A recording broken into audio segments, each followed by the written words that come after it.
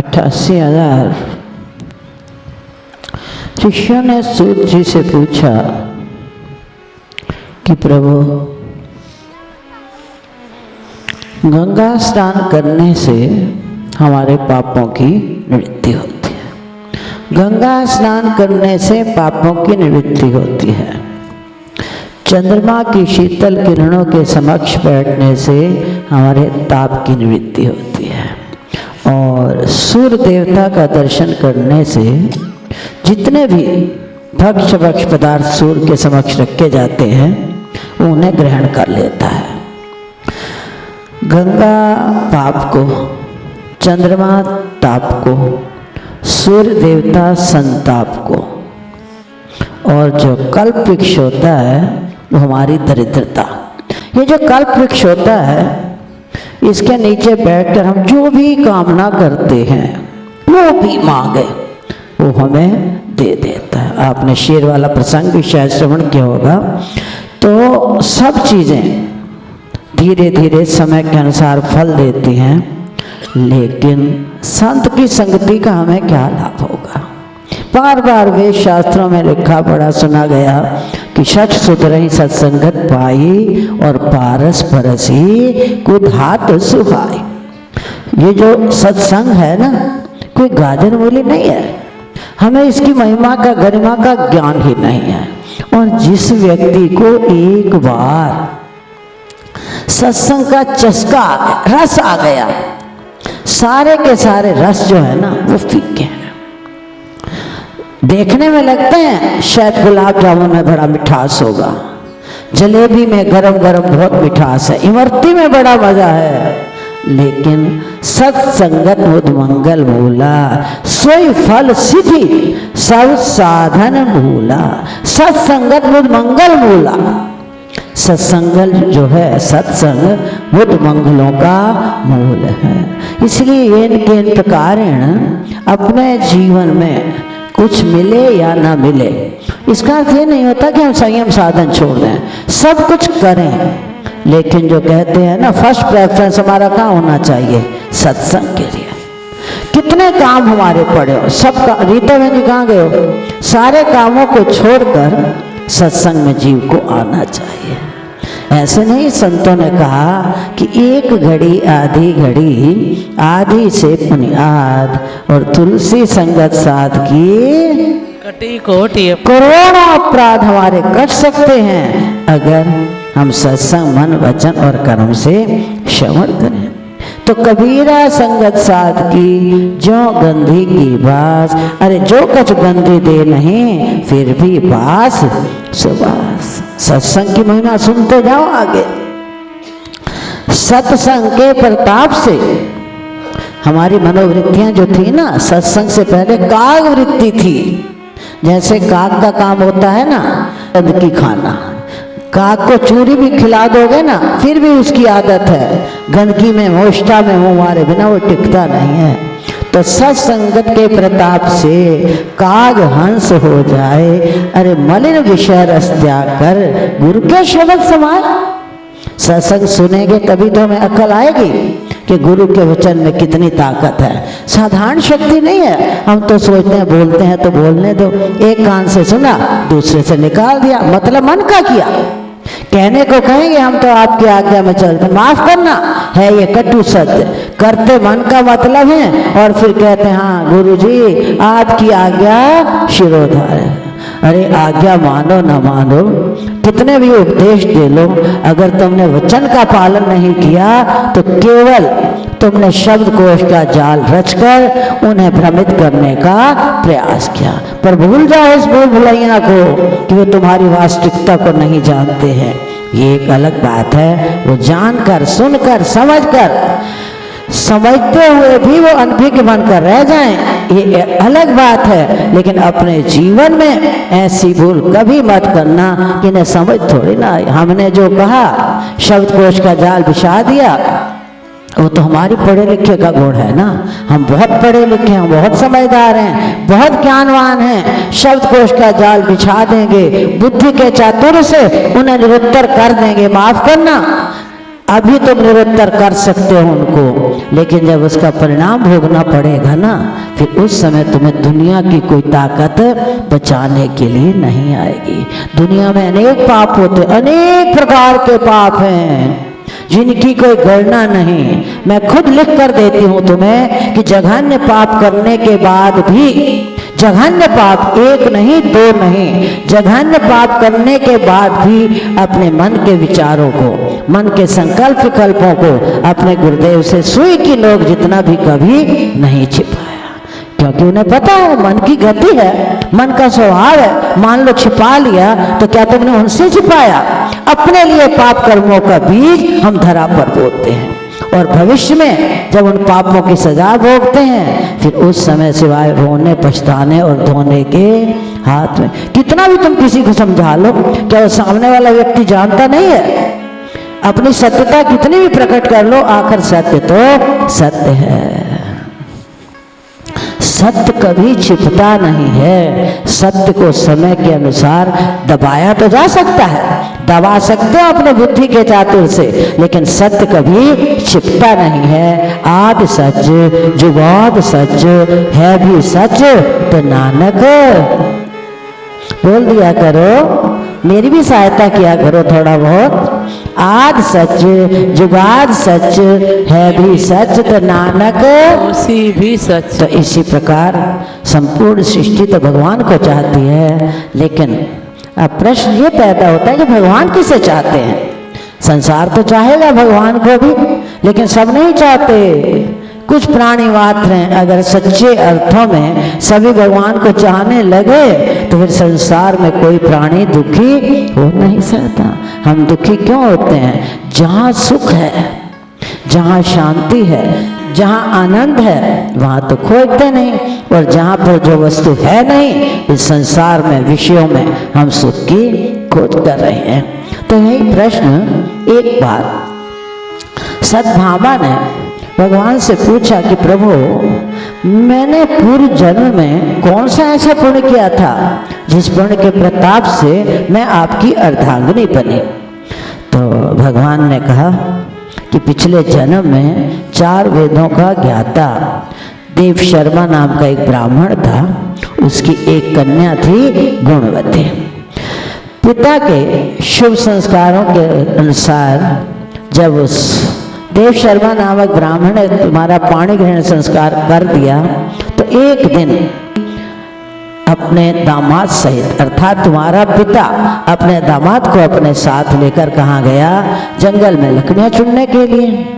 लेकिन काल से ग्रसित जीव को इस दुनिया की कोई भी शक्ति नहीं बचा सकती है। उस समय हम कितने मंत्र मित्र जप दान तप, मंत्र मित्र जप दान तब, बंधु आद जे आए, अरे जो नर पीड़ित काल कर, को रक्षक नहीं तान।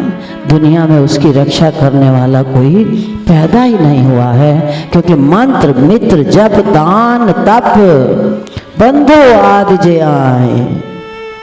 जब काल ने आकर ग्रस लिया तो कितने भी उपाय कर लो, कोई रो रो कर सिंधुन कर पीट पीट कर पछता कर मर जाए, लेकिन आज तक किसी शास्त्र में आपने पढ़ा सुना कि किसी के पीछे कोई मर गया? ना कोई मरा। मरण तुल्य तो हो जाते हैं, लेकिन कोई किसी के पीछे मर नहीं सकता। तो वेद शास्त्र जितने भी हैं, हम कितने भी अनुष्ठान कर लें, जब तक समय नहीं आएगा तब तक हमारे कहने से हम कभी मर नहीं सकते हैं। और जब इसके पति, गुणवती के पति और पिता को राक्षसों ने मार दिया, तो जो गुणवती थी ना, वो करुण क्रंदन करने लगी और कहने लगी कि आप कहाँ चले गए? तुम्हारे बिना मेरा जीवन कैसे व्यतीत होगा? करुण क्रंदन जब जरूरत से ज्यादा हुआ तो परिणाम क्या निकला कि हंस के किसे न पाया, हंस के किसे न पाया, जिन पाया तिन रोए। हंसकर कोई सोचे कि हमें प्राप्ति होगी, हंसना खेलना कूदना, गुरु के वचन का पालन करना, ये एक अलग मैटर है, लेकिन भगवत प्राप्ति के लिए तो रोना ही पड़ेगा। और फिर ये भी कह दिया, न हंसकर सीखे हैं, हम सोचे कि हम कब सीख जाएंगे, न हंसकर सीखे हैं न रोकर सीखे हैं, जो कुछ भी सीखे हैं हम किसी के होके बनते किसी का है नहीं और चाहते कि हमारा कोई बने। दिल दितियां दिल भर मिलता है, ये प्रथम पातशाही गुरुदेव भगवान के महावाक्य हैं कि अगर तुम किसी को दिल दोगे तो दिल लेने के पात्र बनोगे, और दिल दोगे ही नहीं तो लेने का अधिकार तुम्हारा कहाँ से होगा। जितना तुम त्याग करोगे, जितना समर्पण करोगे, उसी के अनुसार उनके कृपा पात्र बनते जाओगे। कल भी आपने श्रवण किया था कि हमारे जीवन के जितने भी पाप कर्म होते हैं, हमारे दान करने से, शुभ कर्म के करने से उनका ब्याज तो समाप्त होता है, लेकिन जो मूल हमारे पाप होते हैं वो केवल त्याग से। अब गुणवती बेचारी बड़ी दुखी हो रही है, तो रोते रोते जब उसका अंतःकरण शुद्ध हो गया तो अंत में क्या हुआ, उसने अपने जीवन में एक नियम को पालन किया। हर प्राणी मात्र के लिए अपने जीवन में कोई न कोई नियम अवश्य होना चाहिए, लेकिन नियम छोटा है या बड़ा है इससे कोई प्रयोजन नहीं। गुणवती ने अपने अंतःकरण की शुद्धि के बाद एक नियम धारण किया कि मैं कार्तिक मास में स्नान अवश्य करूंगी। नियम ले लिया कि कार्तिक मास में स्नान किए बिना मैं कुछ जलपान भी नहीं करूंगी। अब शरीर की गति है, जब काल आता है तो कोई ना कोई कारण भी अवश्य बन जाता है। शरीर की गति के अनुसार एक दिन भयंकर बुखार हो गया, ज्वर से तड़फने लगी, तो उसका नियम था गंगा में स्नान करने का। अब जब ज्वर से पीड़ित देहाध्यास समाप्त हो गया, मैं गंगा में स्नान तो जरूर करूंगी। अब एक तरफ से तो वेद शास्त्रों में लिखा गया कि कोई ना कोई नियम होना चाहिए, और दूसरी तरफ से विरोधाभास हो जाए कि रूढ़वादी मत बनो। देखो दोनों का विरोधाभास है ना, एक तरफ से नियम में अडिग रहो और दूसरी तरफ से विरोधाभास कि रूढ़वादी मत बनो। तो हमारा प्रसंग चल रहा है कि एक तरफ से हम नियम में अडिग रहे हैं, दूसरी तरफ से कह रहे हैं कि संध्या खवंध्या भिवंध्या कुटंध्या विच्चे हो गए मुकत। तो उस नियम में जो गुप्त और सूक्ष्म बात है वो बात ये है कि गुरु की आज्ञा से कोई भी नियम धारण करो, गुरु की आज्ञा से करोगे तो सफलता है, और मनमति से नियम धारण करोगे तो उसकी सफलता पूरी, उसका कई गुना फल नहीं मिलेगा। नियम का फल तो परमात्मा को देना पड़ेगा। यहाँ तक कि भगवान स्वयं भी नियम का पालन करते थे। तो किसी ने पूछ लिया कि भगवान का कौन सा नियम है, तो भगवान का आप बताओ कौन सा नियम है। रुक्मिणी ने क्या कहा भगवान को, आओ विश्व पालू। भगवान देर से आए एक दिन सायंकाल, तो रुक्मिणी ने पूछ लिया महाराज आप देर से क्यों आए हैं। तो भगवान ने कहा तुझे पता नहीं है कि मैंने सबको पहले भोजन देना होता, उसके बाद में स्वयं भोजन। यही नियम हमारे प्रथम पातशाही समाधि वाले गुरुदेव भगवान ने आदेश दिया था, देवियों को आदेश दिया था, दूसरी तीसरी चौथी पातशाही सबको भोजन देने के बाद स्वयं प्रसाद पाते थे।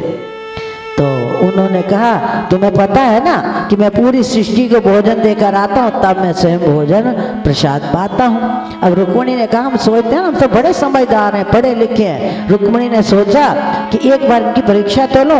दूसरे दिन उसने एक मकोड़ा लिया, डिब्बी में बंद किया और अच्छी तरह रुमाल से बांधकर अलमारी में लॉक लगा के रख दिया। अब दूसरे दिन भगवान आए तो रुक्मिणी क्या कहती है, बोलो आओ विश्वपालू आ गए हो। भगवान मुस्कुरा दिए, वो तो जान गए थे आज इसने कोई वो किया है खेल। तो कहने लगे महाराज आज आपका एक अतिथि जो है ना वो भूखा बैठा है। भगवान ने कहा बताओ कौन सा। तो भगवान ने ये नहीं कहा मुझे पता है मैंने उसे भोजन दे दिया है। भगवान मुस्कुरा दिए, कहने दिखाओ। रुक्मिणी बड़ी प्रसन्नता से गई, लॉक खोला, रुमाल की गांठ खोली, डब्बी खोल कर दिखाने लगी, तो क्या निकला घोड़े के मुंह में, चावल का अरे बोल दिया करो, चावल निकल आया। तो चावल तुमने डाला या हमने डाला? चावल भगवान ने किस तरीके से डाला? तो रुक्मिणी को बड़ा आश्चर्य हुआ, मैंने खुद ढक्कन बंद किया, खुद लॉक लगाया, फिर इसमें चावल कहाँ से आ गया, चावल का दाना? तो भगवान कहने लगे रुक्मिणी सैल पत्थर में जंत पाए, वाकर जग आगे कर धरिया, मेरे माधो जी सत्संगत मिले सो तरिया। जब तू गांठ लगाने ढक्कन बंद करने लगी थी उस समय तेरे मस्तक पर तिलक था, तिलक के साथ चावल लगा था, वो चावल का दाना इसमें गिरा, तुझे पता नहीं लगा और मैंने उसे भोजन। बोल विश्वपालु भगवान की जय। तो पूरी सृष्टि को भोजन देने वाला कौन है? हम या आप? हम तो मिथ्या मान लेकर घूमते हैं, मैंने उसे दिया, मैंने खिलाया। अरे तुम क्या हो? तुम्हारी औकात क्या है? तुम्हारे पास रखा क्या है जो तुम सोचते हो कि हम दुनिया को दे रहे हैं? तो इसी प्रकार जब भगवान ने भी अपने नियम का पालन किया तो हमें भी कोई ना कोई नियम पालन जो है लेकिन अवश्य होना चाहिए। लेकिन हमारे नियम में एक शर्त अवश्य होनी चाहिए कि जो नियम मेरे गुरु को प्रसन्न हो, जो नियम मेरे गुरु की आज्ञा है उसी नियम का पालन करो। बाकी नियम करो, बहुत अच्छी बात है, लेकिन सबसे कीमत ज्यादा होगी गुरु के वचन की। तो जब गुणवती जो थी बुखार से पीड़ित, जब स्नान करने के लिए गई तो थर थर कांपने लगी और वहीं पर गंगा के किनारे गुणवती का शरीर जो था वो शांत हो गया। अब भगवान कहते हैं, हे सत्यभामा, तुमने देहाध्यास का त्याग किया है। हमारी देहाध्यास तो समाप्त नहीं होती है। देहाभिमान किसी ने कह दिया उसे अधिकार का, वो है कौन मुझे कहने वाला? तू राजा अपने घर और मैं, शब्दों से नहीं कहेंगे लेकिन हमारे मन को छुट जाएगी। उसने मुझे कहा क्यों? अरे भाई वो नहीं कहता, माफ करना, ये ईश्वरी प्रेरणा होती है, गुरु की प्रेरणा होती है। वो हमारी परीक्षा लेते हैं और हम उस परीक्षा में एक शब्द किसी को तुम कहकर देखो। किसी पर कई दिन प्रभाव रहता है, किसी पर एक रात का प्रभाव रहता है और किसी पर लहर आई और वो चले, आता जरूर है। तो इसका अर्थ क्या है कि अभी हमारा अहंकार समाप्त नहीं हुआ, देहाभिमान अभी भी हमारा बना हुआ है। क्योंकि देहाशक्ति तो बहुत बड़ा भगवत प्राप्ति में एक विघ्न है। देहाभिमाने गलते, देहाभिमाने गलते विज्ञाते परमात्मने। आत्मज्ञान तो तभी होगा जब देहाभिमान समाप्त होगा। इसलिए हे सत्यभामा, तुम्हारा देहाभिमान समाप्त हो चुका था। तुमने इस बात की चिंता नहीं की कि मैं स्नान करने जाऊंगी, कहीं ऐसा न हो मैं काल का ग्रास न हो जाऊं। तो प्राप्ति कैसे होती है जीव को? त्याग में। त्याग किस चीज का करना है? त्याग में भी जहाँ जहाँ पर गुरु का वचन मिल जाएगा वो सोने पे सुहागा है। साधना सोना है, इसका अर्थ ये मत लगाना कि साधना को छोड़कर बैठ जाए, लेकिन जब तक उसमें गुरु के वचन रूपी टांका नहीं लगता तब तक हम शरण बन नहीं सकते, प्राप्ति हो नहीं सकती। आत्मज्ञान की प्राप्ति तो उनके त्याग, वो जैसा त्याग करवाएं, वो जैसा त्याग करवाएं उसका नाम त्याग होता है। हमने तो अपनी मन और बुद्धि से स्वीकार कर लिया, बस इसी का नाम त्याग है। जो मन ने कहा, बुद्धि ने मान लिया, उसी में अटकर बैठ गए, बस चाहे मेरी जान चली जाए मैं सत्य बोलूँगा। इसका नाम पूरा पूरा त्याग नहीं। उस त्याग का फल यहाँ तक तो मिलेगा। लोग हम वाणी से नहीं कहते हैं लेकिन अंदर से चाहते हैं कि अमुक व्यक्ति और कुछ नहीं तो शब्दों से कहेंगे, अरे किसी को बताना मत, पता न लगे। एक हाथ को पता हो, दूसरे कहते हैं लेकिन अंदर से फिर भी चाहते हैं युक्ति प्रयुक्ति के द्वारा अपनी विशेषता को, अपने गुणों को कभी ना कभी हमारे मुंह से निकल ही जाता है। तो इसका अर्थ वास्तविक त्याग नहीं। गुणवती ने वास्तविक त्याग किया, देहाभिमान समाप्त होते ही उसे भगवान की प्राप्ति हो गई। तो गुणवती का यही पूर्व जन्म का किया गया पुण्य था, उसने त्याग किया, उस त्याग के परिणाम स्वरूप तुम्हें मेरी प्राप्ति हुई और मेरी अर्धांगिनी बनने का तुम्हें परम सौभाग्य प्राप्त हो गया है। हे सत्यभामा, तो अंतिम समय विष्णु भगवान के पार्षद तुम्हें उठाकर ले गए। और दूसरा प्रश्न था कि जिस कल्प वृक्ष के लिए मात्र लोग के प्राणी तड़पते हैं, हमारे घर में कल्प वृक्ष होना चाहिए, वो मेरे घर में कल्प वृक्ष रखा है, तुलसी। तो उस तो भगवान कहते हैं सत्यभामा, इसीलिए तूने पिछले जन्म में तुलसी का पौधा लगाया था, उसी के परिणाम स्वरूप तेरे आंगन में कल्प वृक्ष का पौधा जो है वो लगा हुआ है। अब तीसरा प्रश्न था कि मेरे घर में इतना प्रकाश क्यों है। कल आपने श्रवण किया था दीपदान का, तो जो तूने दीपदान किया था उसी के परिणाम स्वरूप तेरे घर में इतना प्रकाश हो रहा है, क्योंकि कार्तिक मास में दीपदान का जो फल है ना वो बहुत होता है। कल आपने शायद किसी ने सुना है, किसी ने नहीं सुना।